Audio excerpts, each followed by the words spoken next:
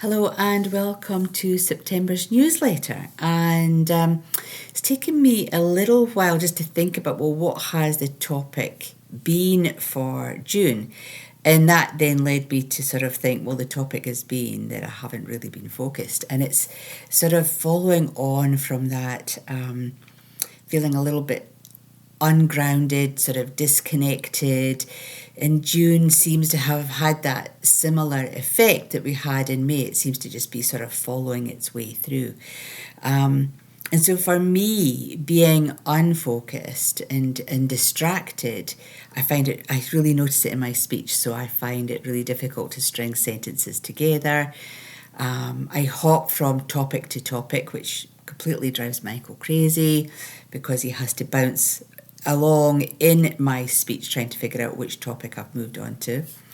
And I think the distraction, I've had to really sit back and look at, is that a form of procrastination? Because I'm really aware of the tasks that I do enjoy doing, is clearly aware of the tasks that I really don't like doing. So being distracted and unfocused is that part of my whole procrastination process. Likely, it probably is part of that process. And I think when we're in this sort of midwinter month, as we are here in New Zealand, it is that dark, short days.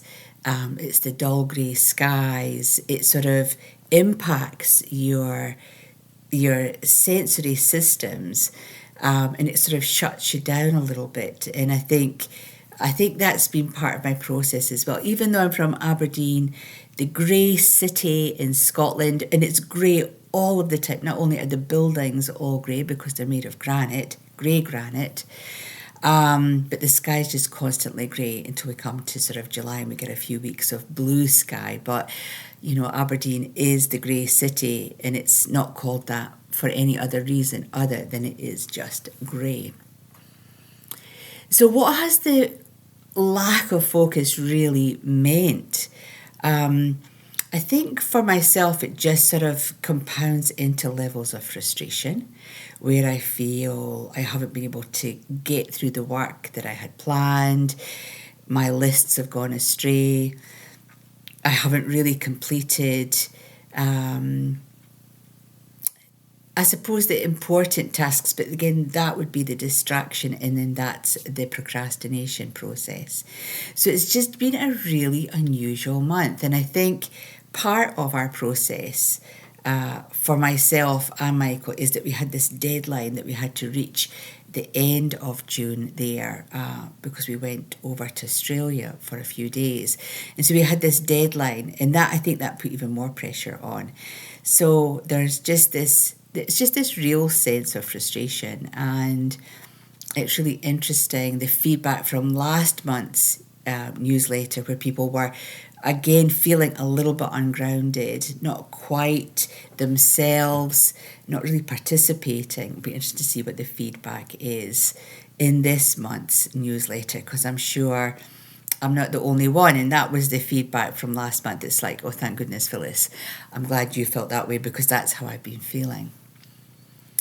I think also, as I sit here and we've just come through that middle part of the year, we always start the year with great enthusiasm, a sense of determination, a sense of courage. We're going to make change, and we're so hellbound in just doing that. We sort of start with a huge amount of gusto and energy, and then we get to the middle of the year and we think, we've still got half the year to go. We're only halfway through. And so there's that little bit of feeling overwhelmed with what we still have to achieve, or if projects haven't got off the ground, what is it we still have to do to get them off the ground. And so I think that the middle of the year is a really, really special time to reflect back and congratulate yourself on what you actually have done. Because we do sort of, as I say, bolt out of the gate come the 1st of January full of all of this momentum, and we forget what we have achieved. And so I think it's really important that we have to give ourselves a little bit of kindness and to really reflect back and appreciate and go, actually, I've done a really good job. I'm still happy and healthy, or I still have my home, or, I've managed to do this, I've managed that, whatever it is. Even those small things are always a win, and we forget to celebrate those wins. Just waking up each day is a win, So I'm not saying we have to have anything grandiose, but just celebrating life for everything that it is. I think also there is a little bit about the sort of the global impact. I think if we look at Europe and everything that's happening over there, we can't help but be impacted by that. And the momentum that we started, our support for Ukraine and, the goodie and the baddie, the light and the dark, all of that process, that momentum is sort of slowing down because it's now, unfortunately, becoming part of our norm. So that, I think, is a reflection of how everyone is feeling, that this is just normal now. And, as much as it's an atrocity and it isn't good to see or to watch or to feel, for those of you that are just that clairsentient, that empathic person, it's part of our normal existence now. And that's a really sad thing to reflect on, that war is part of our normal existence wherever it's happening. It's not just in Ukraine, it's happening in other places as well.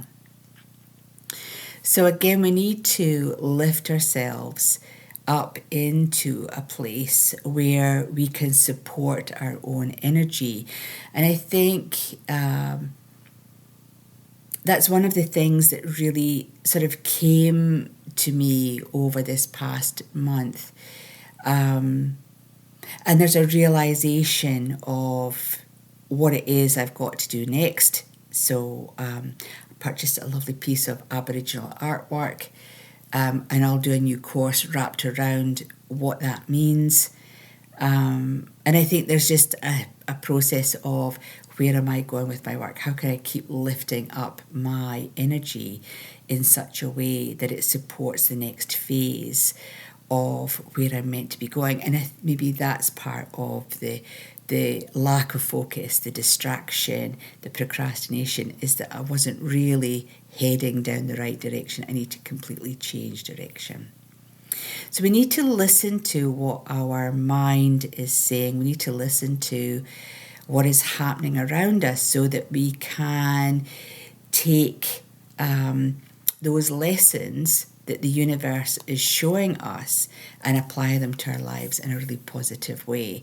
And I think for myself, that's one of the questions that's often asked by students. Where are the symbols? I can't see the signs and the symbols. But like yourself, it takes me a little while to figure out, actually, this is a symbol. I need to sort of figure out how I'm going to really work with that. And one of the big things that came from my trip in Australia is a possible connection to working in Hawaii, which is very exciting in a couple of years' time.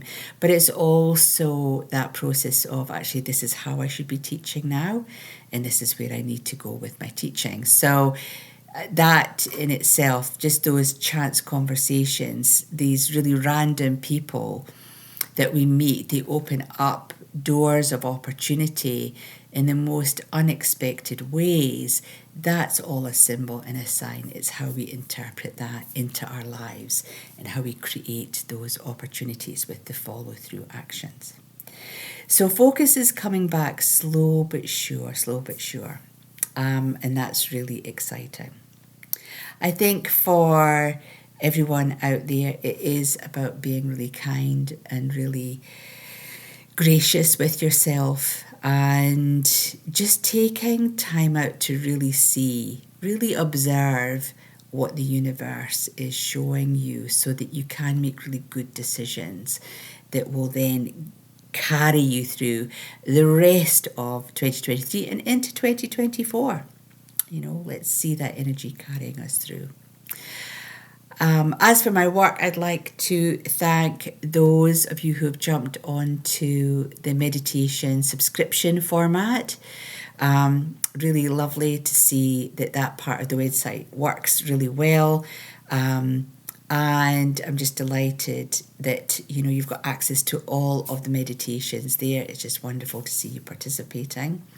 And a big, big thank you to everyone who registered for the live talk on YouTube. So I feel that's the way I'm going to go from now on. It felt much easier for people. People got access to it through my YouTube channel, which there are I think, just under 150 people subscribing onto that now. So it's great to see the numbers looking at the Akashic Record live chat that we had, and great to see people chatting, recognising each other in the chat section of the live meditation. So going to do that again. We're going to look at premonitions, precognition, dream state, just the mind in general as to, how does it work? I don't profess to be an expert, but when it comes to premonitions, precognition and dream state, that's something I have studied a little bit. So I'm really looking forward to taking you in that process and just having a discussion around the three concepts of the mind in its altered state. So join me on Sunday the 23rd of July at 2:30, and we'll have this ongoing conversation in the new format. And if you do register for the event, the YouTube link is there. If you're part of the hub, I'll put the link onto the hub as well. And as always, many thanks to the clients who still come for a sense of guidance. And it was really interesting. I do worry on some level that I just, what is it that I give people? Do I give value for money? That is a constant process for me. I want to give value for money. And one or two of the ladies actually who have asked for some help over the last few weeks, both have said, actually, Phyllis, it's more about the mentoring. I really love the mentoring aspect of your sessions. So that's been really affirming and just lovely to be able to help people look at something from a really different perspective when it comes to the personal sessions. So big thank you to everyone who supports my work on that level. So until the next time, be good to yourself, be kind to yourself, reflect on your successes. If you feel you're not getting anywhere, you're a little bit frustrated, unfocused, distracted, celebrate your successes that you've had so far this year. And just sort of take a breath and just really think about where your direction is going. If you're not getting anywhere fast, in Abraham's terms, if you're swimming upstream, then you're going in the wrong direction. Just take a breath and see where you should be going. And hopefully you'll find that things will open up for you in a far more progressive and better way. So until the next time, be good, stay warm and stay safe. Bye from now.